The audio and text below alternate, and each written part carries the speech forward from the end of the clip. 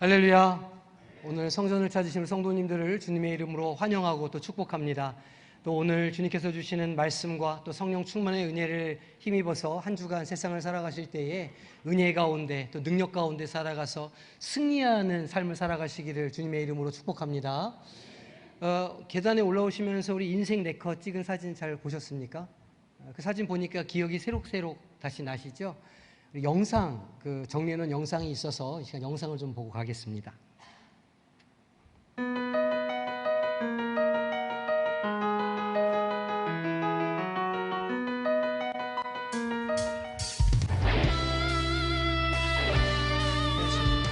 마음을 다해서 위대하신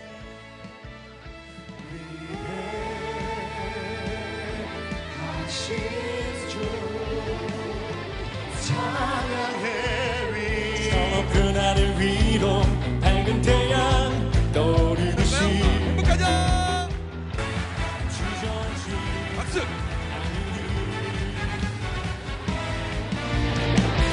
어떤 어려움에도 주의 길을 선택하리 이 가운데로 걸으리 갑니다. 자, 준비, 시작! 자, 탈락! 예, 들어갔습니다. 이러면 탈락입니다. 이렇게. 세상에 나타내리라 놀라운 주의 사랑을 주의 꿈을 안고 주의 꿈을 안고 일어나리라 선한 능력으로 일어나리라 이 땅의 누군가 회복을 나로부터 시작되리 주의 꿈을 안고 일어나리라 선한 능력으로 일어나리라 장르는 마치 밭에 간수인 보화 땅속에 묻힌 아무도 모르는 곳서 이 땅의 무언가 회복은 바로 우리부터 시작될 줄 믿습니다. 저는 의미로 신앙 공동체는 그래서 믿음 공동체는 무엇보다 더 커요? 혈연 공동체보다 더 큰 것입니다. 한번 여러분 생각해 보세요. 하늘이 어떤 어려움에도 주의 길을 선택하리 이 가운데로 걸으리 주님을 크게 보는 믿음 가지고 세상에 나타내리라 놀라운 주의 사랑을 주의 꿈을 안고 주의 꿈을 안고 진짜 하나님 내게 주신 이 소중한 사람, 이 수억 명 중에 만난 내 하나밖에 없는데 있잖아. 나로부터 시작되니 주의 꿈을 안고 일어나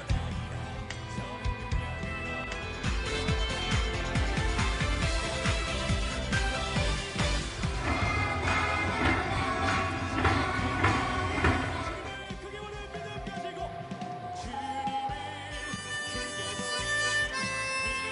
가지고 세상에 나타내리라 놀라운 주의 사랑을 하나님의 꿈이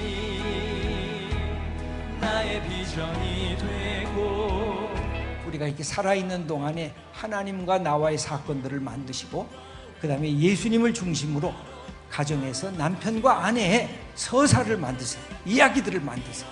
선한 능력으로 일어나리라 이 땅의 부흥과 회복을 바로 이번에 오늘의 목소리로 주의 꿈을 안고 주의 꿈을 안고 일어나리라 선한 능력으로 일어나리라 이 땅의 부흥 바로 누구부터 나로부터 시작되니 주의 꿈을 안고 일어나리라 선한 능력으로 일어나리라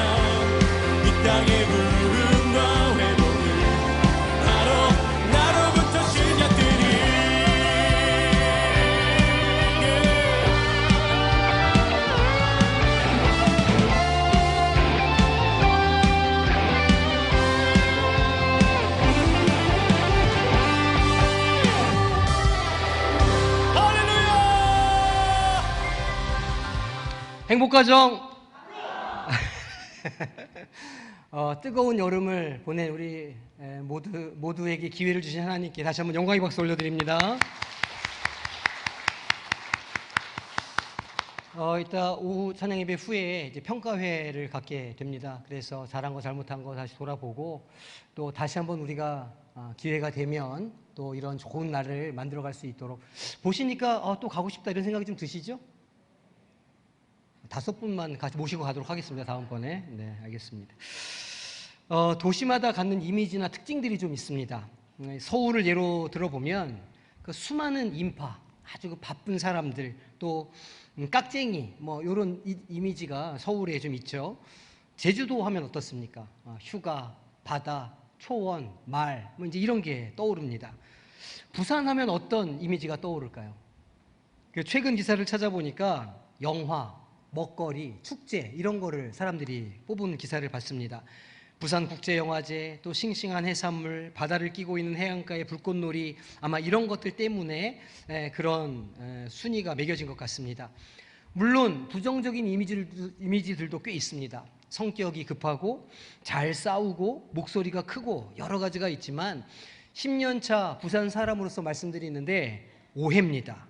그런 면에서 이 복음서의 특징을 도시에 좀 비유해 보자고 한다면 부산에 어울리는 복음서는 단연 마가복음이다 이렇게 말할 수 있을 겁니다. 왜냐하면 마가복음은 애둘러 말하는 것이 없고 망설임도 없습니다. 직진, 대놓고 진리로 뛰어들기 때문입니다. 앞으로 몇 주간 마가복음을 통해서 우리가 말씀을 나누게 될 것인데 이 마가복음을 간략하게 소개를 해보면 요점이 잘 정리된 요점 정리 복음서라고 할 수가 있습니다. 다른 복음서에 비해서 길이도 짧고 전개도 더 빠릅니다. 이런 특징은 마가가 자주 즐겨서 사용하는 단어에서도 드러나는데 바로 곧바로라고 하는 단어입니다. 마가는 되도록이면 간략하게 그리고 목표를 향해서 달려갑니다. 예수 그리스도의 삶과 사역에 있어서 중요한 문제들 가운데 핵심적인 내용을 선택적으로 다루고 있기 때문입니다. 오늘 본문에서 마가가 강조하는 것은 7절 말씀에 잘 나타나 있습니다. 사람의 계명으로 교훈을 삼아 가르치니 나를 헛되이 경배하는도다 하였느니라 이 말씀입니다.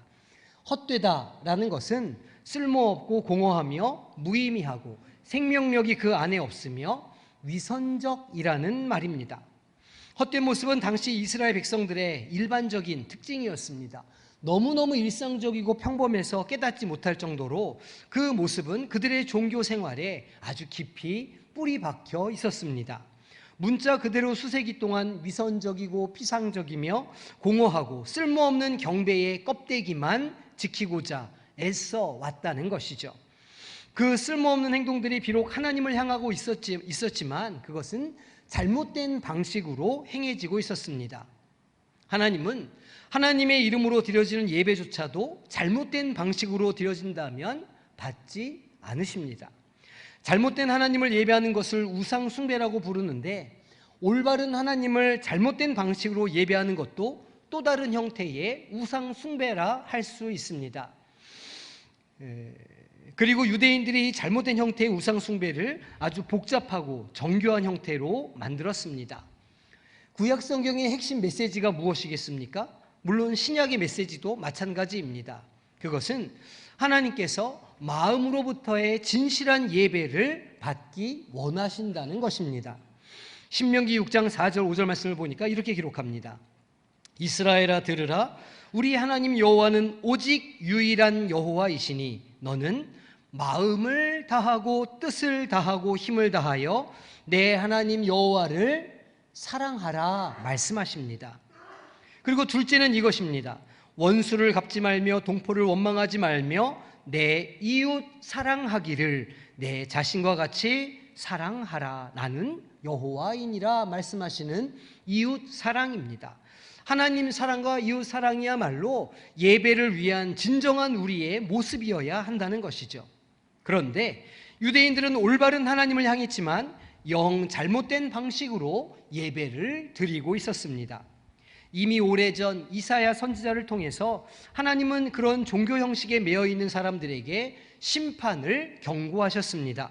너희 소돔의 관원들아 여호와의 말씀을 들을지어다.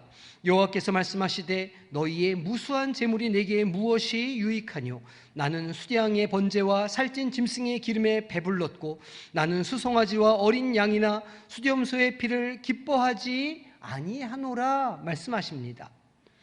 그들은 구약의 율법이 제시한 대로 제사와 성전 방문을 꼬박꼬박 행하고 있었지만 마음 없이, 하나님에 대한 사랑과 이웃에 대한 사랑 없이 그 행위만을 계속 지속하고 있었던 것이죠. 헛된 재물을 다시 가져오지 말라. 분향은 내가 가증히 여기는 바요. 월삭과 안식일과 대회로 모이는 것도 그러하니 성회와 아울러 악을 행하는 것을 내가 견디지 못하겠노라 말씀하십니다. 거룩한 모임은 모임대로 지속하면서 하나님도 사랑하지 않고 이웃도 사랑하지 않는 그들의 모습이 동시에 존재하는 것을 하나님께서 참지 못하겠다 말씀하고 계십니다. 사랑함과 진실함 없이 행하는 그 모든 형식적인 일들은 어느 순간이 되면 결국 모욕이 되기 때문입니다. 너희는 스스로 씻으며 스스로 깨끗하게 하여 내 목전에서 너희 악한 행실을 버리며 행악을 그치고 선행을 배우며 정의를 구하며 학대받는 자를 도와주며 고아를 위하여 신원하며 과부를 위하여 변호하라 하셨느니라 말씀합니다. 이러한 진실한 사랑의 행함 없이 형식적인 예배만 드리고 있는 그들의 모습을 주님께서는 경고하고 계셨습니다. 이 공허한 예배, 껍데기만 남은 예배가 이사야 시대로부터 예수님의 시대까지 이 유대인들의 예배를 정의할 수 있는 특징이었던 것입니다. 오늘 본문에서 우리는 예수님께서 이런 위선적인 종교와 충돌하는 장면을 보게 됩니다. 예수님은 껍데기를 종교라고 전파하는 사람들을 지옥의 자식들이라 선언하셨고 더 많은 지옥의 자식들만 낳고 있다고 일갈하십니다. 마태복음 23장에서 주님은 그들을 향해 뱀과 독사의 자식들이라 저주하셨습니다. 저주의 저주를 더하시는 것이죠. 화 있을진저 서기관들과 바리새인들이여 위선자들이여 주님은 비판하십니다. 이 위선자라는 단어를 주님은 계속 반복해서 사용하십니다. 이 설교는 예수님의 생애 마지막 주간에 성전에서 하신 설교이고 지도자들을 그들의 눈앞에서 그리고 모든 사람들이 듣는 가운데 행하신 설교였습니다. 많은 사람들을 치유하시고 귀신을 쫓아내셨으며 죽은 자를 살리셨던 예수님은 세상이 예전에 본 적이 없는 그리고 이후로도 볼 수 없는 큰 은혜와 자비의 일들을 행하셨습니다. 그러나 동시에 거짓 종교의 전도자들을 대면하셨을 때에는 주님은 당신의 입술에서 나올 수 있는 가장 신랄한 비판을 그들에게 퍼부으셨던 것입니다. 마태복음 23장에서 예수님은 그들에게 화 있을 것이라 연거푸 선언하고 계십니다. 오늘 본문은 예수님이 가장 인기를 얻었던 사건에 이어지고 있습니다. 그 사건은 바로 앞장에 기록된 5,000명을 먹이신 사건입니다. 이 놀라운 기적은 군중들을 감동시켰습니다. 그리고 요한복음에 따르면 그들은 이 기적에 너무나도 감동해서 주님을 왕으로 삼고자 했던 것이죠. 하지만 예수님은 그 얇고 피상적이며 자기 이익에만 관심이 있는 왕으로 삼고자 하는 시도를 거부하셨습니다. 군중들은 주님의 이 말씀, 주님을 믿지 않으면서도 주님의 능력으로부터 계속 어떤 이익을 얻고자 했던 것이죠. 우리가 이미 살펴본 대로 요한복음은 예수님을 떠나 다시는 주님과 함께하지 않은 수많은 제자들에 대한 언급으로 마무리를 짓습니다. 그들은 예수님이 진정으로 주고자 한 것이 영적인 것이며 물질적인 것이 아니라는 것을 깨달았을 때 주님을 모두가 다 떠나갔던 것입니다. 말하자면 떠나간 그들은 물질 만능주의자들이었습니다. 그들의 종교는 피상적이었죠. 마음으로부터 우러난 것이 아니었습니다. 피상적인 종교는 마음을 변화시키지 못하죠. 껍데기밖에 남아있지 않은 예배는 그 사람의 심령 가운데 성령 충만을 불러올 수가 없는 것입니다.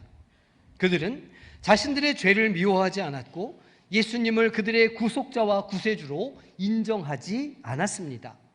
그랬기 때문에 바로 그 시점부터 예수님에 대한 인기는 줄어들기 시작했습니다. 물론 군중에 대한 예수님의 관심도 점차 줄어들기 시작했죠.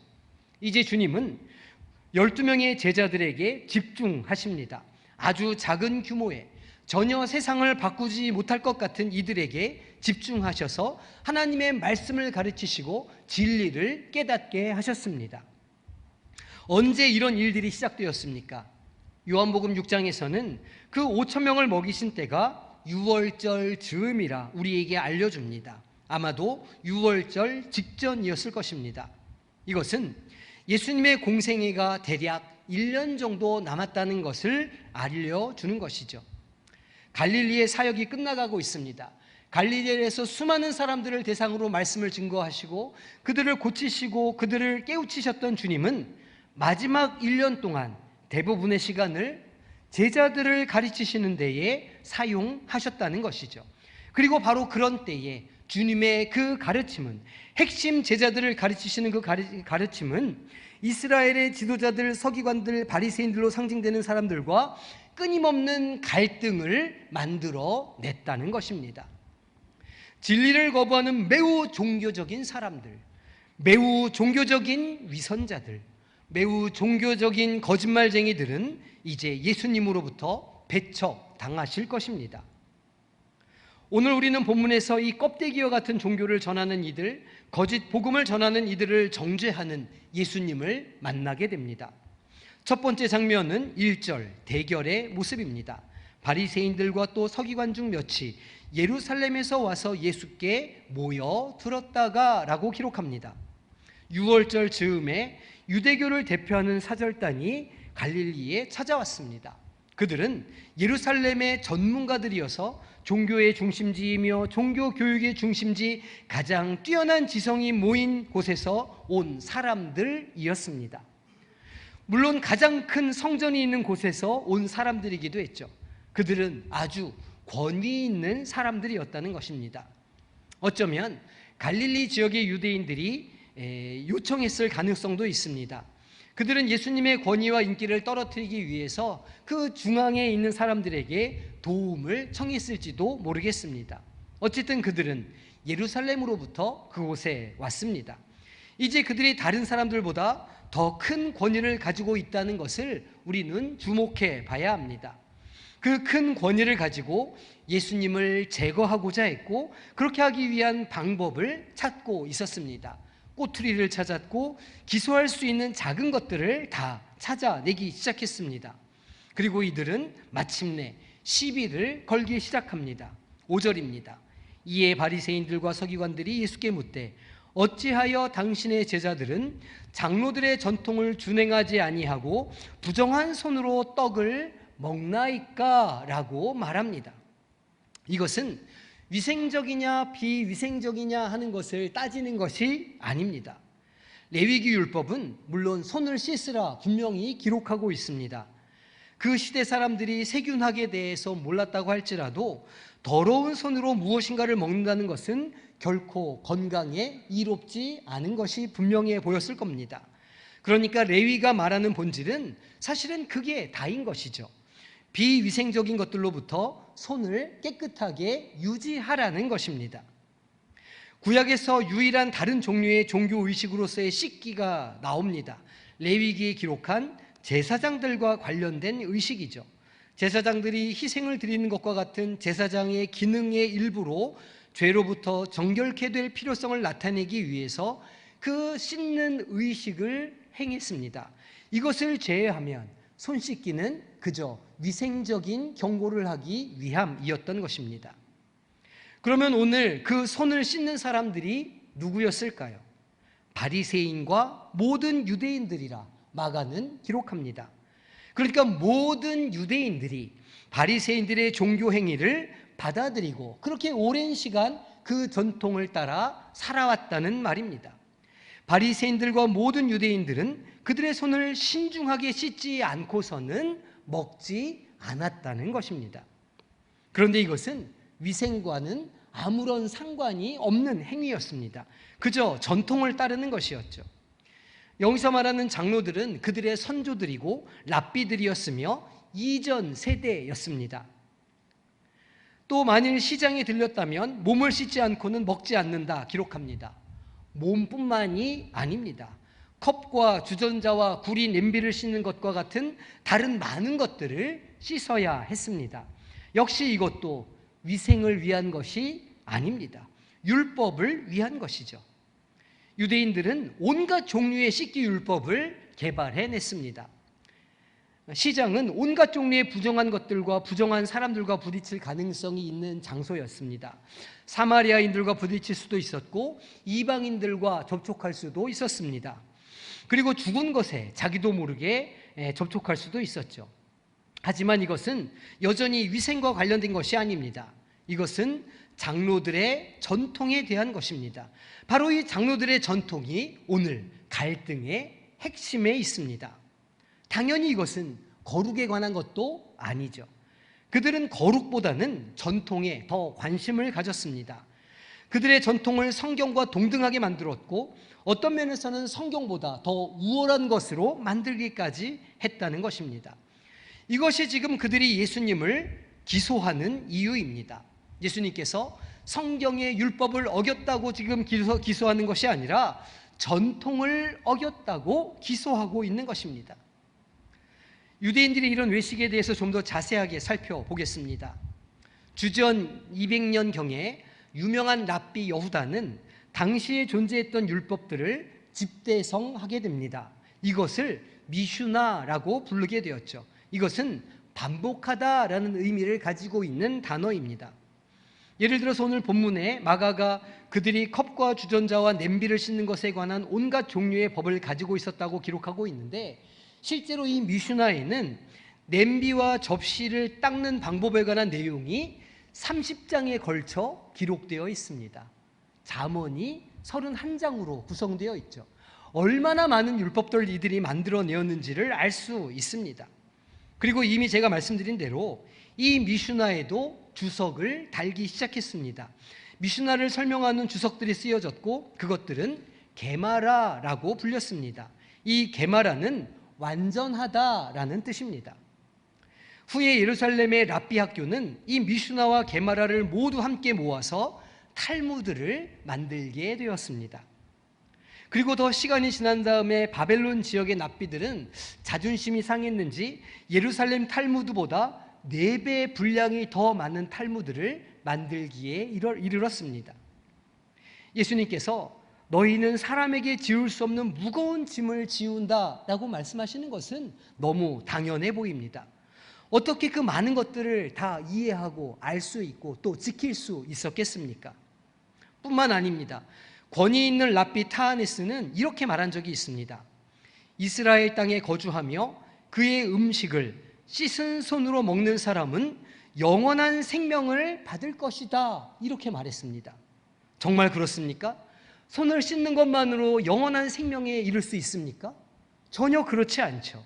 이것은 유대인들이 그 진리에서 얼마나 멀리 떠나 있는지를 보여주는 예에 불과합니다. 또 랍비 아카바의 얘기도 있습니다. 그가 감옥에 갇혀 있을 때 물을 제대로 공급해 주지 않았다고 하죠. 그래서 그는 그 적은 물을 마시는 데 쓰는 것이 아니라 그 손을 율법에 명한 대로 씻는 데 쓰고 말았다고 합니다. 장로들의 전통을 어기느니 차라리 죽는 것이 낫다 이렇게 말했다고 합니다. 도대체 이렇게 하는 게 하나님을 기쁘시게 하는 일과 무슨 상관이 있을까요? 자기 공로, 자기 의를 지키고 그 자기의 어떤 교만으로 점철된 종교 활동이 하나님과 무슨 상관이 있습니까? 그곳에 무슨 하나님의 구원이 다다를 수 있겠느냐는 것입니다. 하나님은 마음을 다하고 성품을 다하고 힘을 다하여 하나님을 사랑하기를 원하십니다. 그렇지 않습니까? 마음으로부터 우리가 하나님을 기뻐하기를 원하신다는 것이죠. 그런데 왜 유대인들은 스스로를 학대하는 수준으로 이 장로들의 전통을 지키고자 했을까요? 자기 의요, 자기 교만이었던 겁니다. 이들의 도전에 대해서 예수님이 어떻게 응답하셨습니까? 예수님은 오늘 본문을 보니까 이사야 29장 13절 말씀을 인용하시면서 말씀하십니다. 이르시되 이사야가 너희 외식하는 자에 대하여 잘 예언하였도다. 기록하였으되 이 백성이 입술로는 나를 공경하되 마음은 내게서 멀도다. 사람의 계명으로 교훈을 삼아 가르치니 나를 헛되이 경배하는도다 하였느니라. 너희가 하나님의 계명은 버리고 사람의 전통을 지키느니라. 나를 헛되이 경배하느니라. 입으로 찬양을 부르고 몸은 예배당에 와 있고 우리가 여러 가지로 하나님의 일을 감당한다고 그렇게 행동하고 있지만 그 마음 가운데 하나님을 사랑하는 마음이, 이웃을 사랑하는 마음이 있는가 주님께서 물어보고 계시는 겁니다. 만일 그렇지 않다면 그 모든 수고가 헛된 것이며 그 경배는 껍데기에 불과하다 주님은 말씀하고 계시는 것입니다. 예수님은 전통을 어긴다는 그들의 지적을 부인하지 않으십니다. 주님은 전통을 무시하셨습니다. 제자들이 손을 씻지 않고 먹는 것이 문제가 아니라 바리새인들과 서기관들이 늘상 하고 있었던 것이 문제였습니다. 그들은 신중하게 깨끗하게 매일매일 씻는 그 손으로 결국 지옥문을 열게 될 것입니다. 너희는 하나님의 계명을 버리고 사람의 전통을 지키고 있다, 이렇게 말씀하시는 것이죠. 너희는 하나님의 계명을 무시하고 전통을 지키는 데 전문가라 말씀하십니다. 전통은 하나님의 것이 아닙니다. 전통은 하나님의 것이 아니며 유대인들, 하나님의 법을 자신의 의로 만들어버린 사람들의 것입니다. 그리고 주님은 구체적인 예를 드시는 것이죠. 출애굽기 20장 12절에 말씀하시기를 내 부모를 공경하라. 내 부모를 비방하는 자는 반드시 죽일지니라. 십계명에 주님을 말씀하셨습니다. 또 출애굽기 21장 17절에서는 내 부모를 비방하는 자는 반드시 죽일지니라 라고 기록합니다. 이것은 부모의 필요를 돌보라는 말씀입니다. 부모를 공양하라는 말씀이죠. 마가복음 7장 11절에 너희는 이르되 사람이 아버지에게나 어머니에게나 말하기를 내가 드려 유익하게 할 것이 고르반 곧 하나님께 드림이 되었다고 하기만 하면 그만이라 하고 이렇게 말씀하십니다. 고르반이라고 하는 말은 하나님께 바쳤다라는 뜻입니다. 무엇을 바쳤다는 말일까요?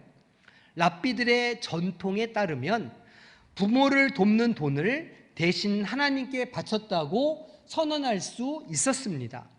부모가 도움을 필요로 할 때 나는 그것을 하나님께 이미 바쳤습니다 라고 말할 수 있었다는 겁니다. 그게 전통이었다는 것이죠. 그렇게 해서 그들은 부모를 실제로 돕지 않고도 그들 스스로가 경건한 듯 보이게 만들 수 있었다는 뜻입니다. 얼마나 위선적입니까? 예수님께서는 이 종교적인 위선을 신랄하게 비판하십니다. 너희가 하나님의 계명을 무효화하고 사람의 전통을 지킨다 말씀하십니다. 예수님은 사람의 전통이 아닌 하나님의 말씀을 따르실 것을 강조하십니다. 그리고 이것이 오늘 우리가 들어야 하고 배워야 하는 진리의 말씀입니다.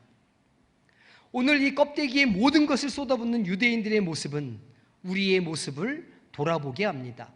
과연 우리의 예배는, 우리의 신앙은 어떠합니까? 우리 각자의 예배는 어떻습니까? 혹시 헛된 예배를 드리시고 있는 것은 아닙니까? 마음에는 아무런 사모함도 동요도 회개의 마음도 없이 그저 껍데기처럼 이 자리에 앉아 계시는 것은 아닙니까? 시장 어귀에 서서 큰 소리로 기도하던 바리새인처럼 그렇게 손을 씻는 행위로 나는 깨끗하다, 나는 거룩하다 생각하고 계시는 것은 아닙니까? 주님께서 오늘 우리에게 말씀하십니다. 진정으로 중요한 것, 가치 있는 것을 따라야 한다고 말씀하시죠. 우리는 종교적인 전통이 아닌 하나님을 마음으로부터 사랑하고 그분의 말씀을 마음으로부터 따르는 참된 믿음을 가져야 합니다. 진정으로 하나님을 예배하기 위한 조건이 무엇입니까? 손을 씻는 것이 아닙니다. 좋은 의복을 입고 예배당에 나오는 것이 아니라는 말입니다. 예배당에 거룩한 것처럼 그렇게 나와서 찬양을 열심히 부르는 것, 그것이 아니라는 것이죠. 1000번, 10,000번 손을 씻어봐야 우리의 죄는 씻기지 않습니다. 오직 예수 그리스도 그 보혈의 공로를 의지하며 나아갈 때에야 우리는 참으로 참된 씻음을 경험하고 참된 예배자로 서며 하나님께서 기뻐하시는 예배의 자리에 앉을 수 있는 줄로 믿으시기를 바랍니다. 하나님을 사랑하지 않는 죄, 이웃을 미워하는 죄, 세상을 사랑하는 죄, 하나님의 말씀을 보지 않는 것, 그리고 세상을 쫓아간 그 죄를 우리가 보혈로 씻지 않는다면 우리의 예배는 오늘 주님께서 말씀하시는 것처럼 공허한 것, 우리 자신의 의만 드러내는 것이 될 것이라는 것을 우리는 그 경고를 깨달아야 하는 것이죠. 맞습니다. 영과 진리로 예배하는 것, 하나님이 기뻐하시는 예배자로 서는 것, 이 자리가 그저 공허한 자리가 아니라 하나님의 성령이 우리 가운데 임하시고 우리 삶에 말씀을 주시고 말씀으로 변화되는 예배로 바꾸기 위한 유일한 방법은 예수 그리스도 그 보혈의 공로로 우리의 마음을 씻는 것이 유일한 방법입니다.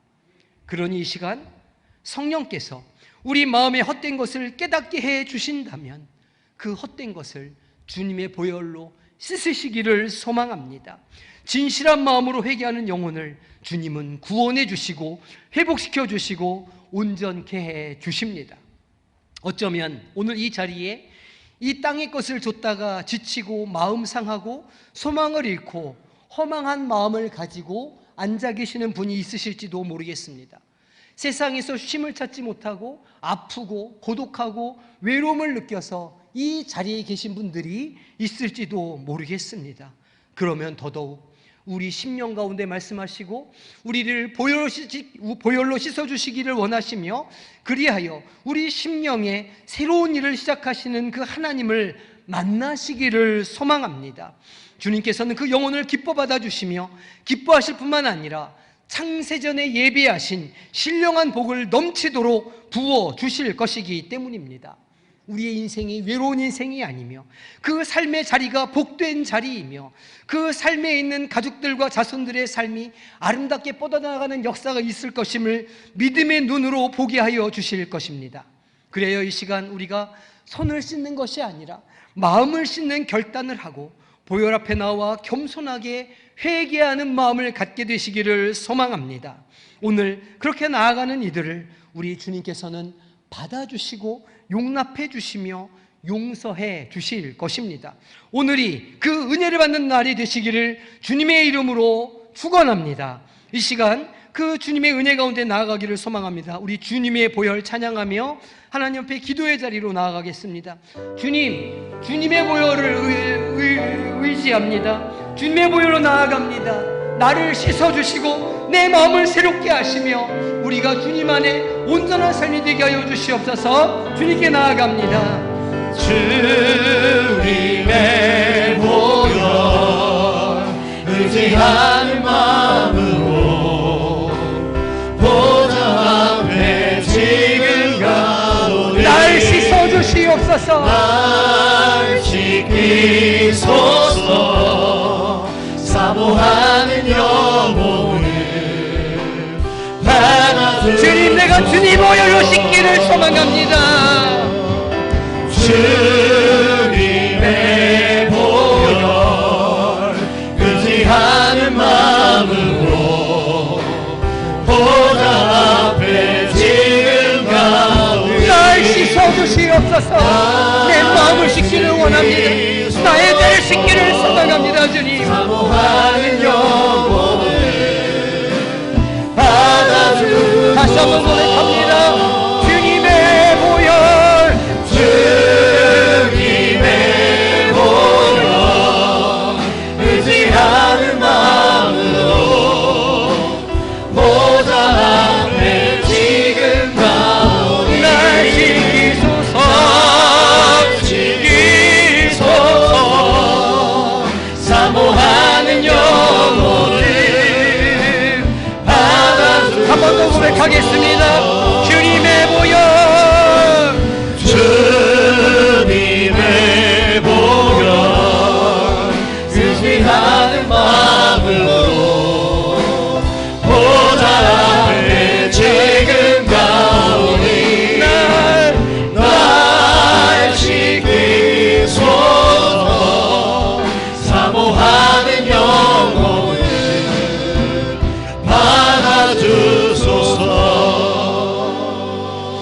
시간 주님 앞에 기도하며 나아가기를 소망합니다.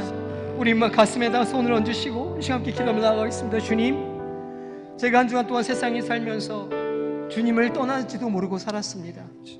주님의 은혜를 떠나고 주님의 보호하심을 떠나고 주님의 말씀을 떠나서 살다가 지치고 넘어지고 눈물 나는 일이 많았는데 그때도 내가 주님을 떠나 있다는 것을 깨닫지 못했습니다.